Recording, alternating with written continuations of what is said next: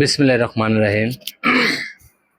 আজকে আরেকটা যে বাচ্চা কনসেপ্ট হওয়ার আরেকটা গল্প আপনাদের সামনে বলবো।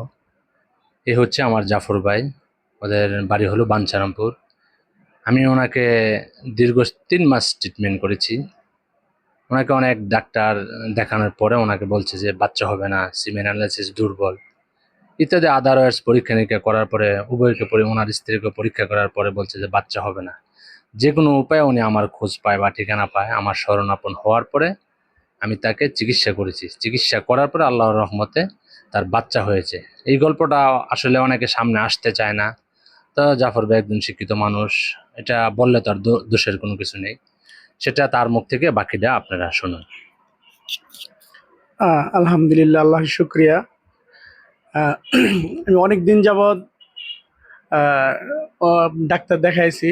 আমি হসপিটালে আমার এবং আমার ওয়াইফের পুরো পরীক্ষা করছি।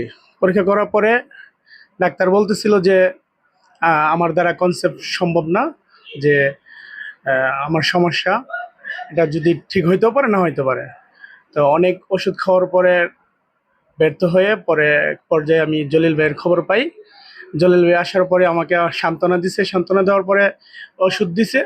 2.5 মাস খাওয়ার পরে আলহামদুলিল্লাহ আমি জলিল ভাইকে জানাইছি যে আলহামদুলিল্লাহ বাচ্চা কনসেপ্ট হয়েছে। তো আল্লাহ শুক্রিয়া, এটা অনেক বড় শুক্রিয়া। আমিও আল্লাহর কাছে দোয়া করছি।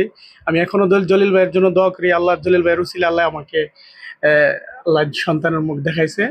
আলহামদুলিল্লাহ।